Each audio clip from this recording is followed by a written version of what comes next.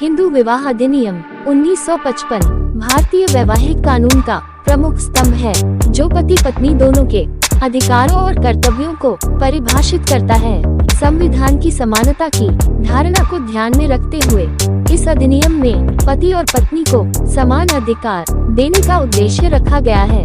यद्यपि आधुनिक न्यायिक दृष्टिकोण लैंगिक समानता पर आधारित है, फिर भी कुछ ऐसे विधिक अधिकार हैं जिनका प्रयोग पति विशेष परिस्थितियों में कर सकता है। दोस्तों, आज के वीडियो में पति के प्रमुख अधिकार, उनके कानूनी आधार और न्यायिक निर्णयों सहित विस्तृत रूप से प्रस्तुत किए गए हैं। वीडियो शुरू करने से पहले दर्शकों से अनुरोध है कि अगर आप हमारे चैनल में नए हैं और आपने अभी तक हमारे चैनल को लाइक और सब्सक्राइब नहीं किया है, तो लाइक और सब्सक्राइब कर दें, ताकि आपको इसी प्रकार की नई और लेटेस्ट कानूनी जानकारी मिलती रहे। पति को वैवाहिक सहवास का अधिकार शादी के बाद ही मिलता है। यदि पत्नी बिना उचित कारण के पति का साथ छोड़ देती है, तो पति धारा 9 के तहत अदालत में याचिका दाखिल कर सकता है। इस प्रावधान का उद्देश्य दाम्पत्य जीवन को पुनः स्थापित करना है। दोस्तों, इस धारा से संबंधित केस लॉ को जानते हैं। सरोज रानी बनाम सुखदेव सिंह 1984। इस मामले में सुप्रीम कोर्ट ने माना कि धारा 9 के तहत दिया गया उपचार संविधान के अनुरूप है और इसका उद्देश्य पति पत्नी को पुनः एक साथ लाने का प्रयास करना है। पति के तलाक का अधिकार, दोस्तों, पत्नी की तरह पति को भी धारा 13 के अंतर्गत तलाक लेने का समान अधिकार है। पति इन कारणों से तलाक की याचिका दायर कर सकता है: क्रूरता, व्यभिचार, परित्याग, धन परिवर्तन, मानसिक बीमारी, लाइलाज बीमारी आदि। इन कारणों के आधार पर पति पत्नी से तलाक ले सकता है। संबंधित केस लॉ नवीन कोहली बनाम नीलू कोहली 2006। इस मामले में सुप्रीम कोर्ट ने मानसिक क्रूरता को तलाक का प्रबल आधार माना।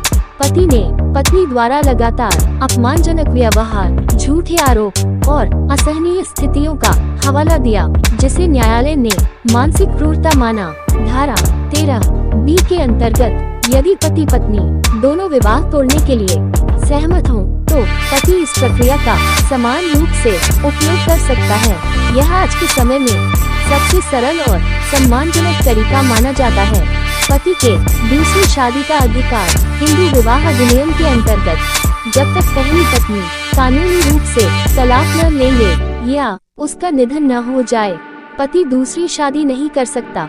यदि वह ऐसा करता है तो ये धारा 17 के तहत दंडनीय अपराध है। इसलिए पति का यह अधिकार सीमित और शर्तों पर आधारित है। संबंधित केस लॉ सरला मुदगल बनाम भारत संघ 1995।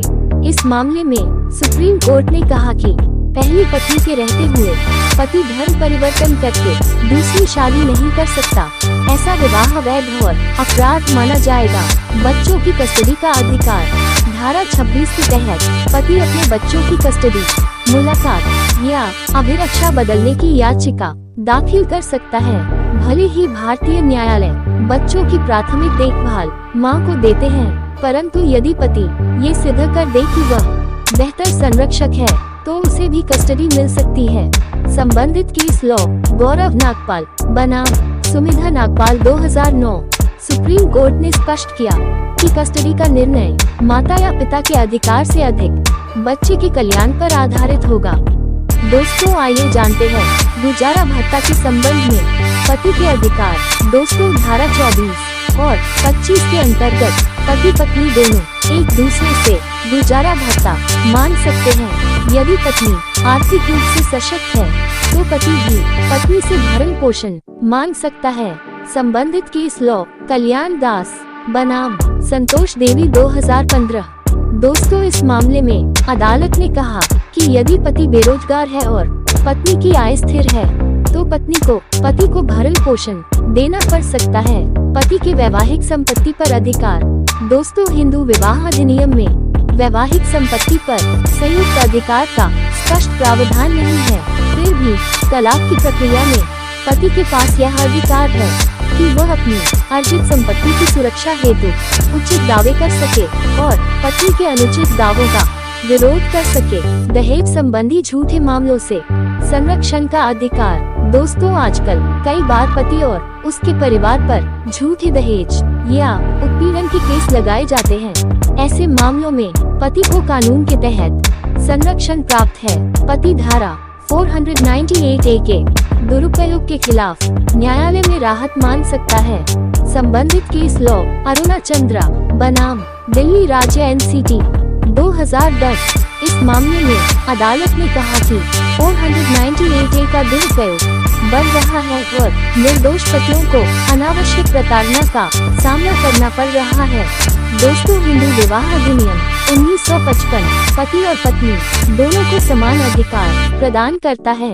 पति को न केवल अपने दाम्पत्य जीवन की रक्षा करने का अधिकार है, बल्कि तलाक, कस्टडी, भरण पोषण और वैवाहिक सहवास से जुड़े कानूनी उपाय भी उपलब्ध हैं। आधुनिक न्यायपालिका पति के अधिकारों को उतना ही महत्व देती है जितना कि पत्नी के अधिकारों को और समानता के सिद्धांत पर आधारित न्याय प्रदान करती है।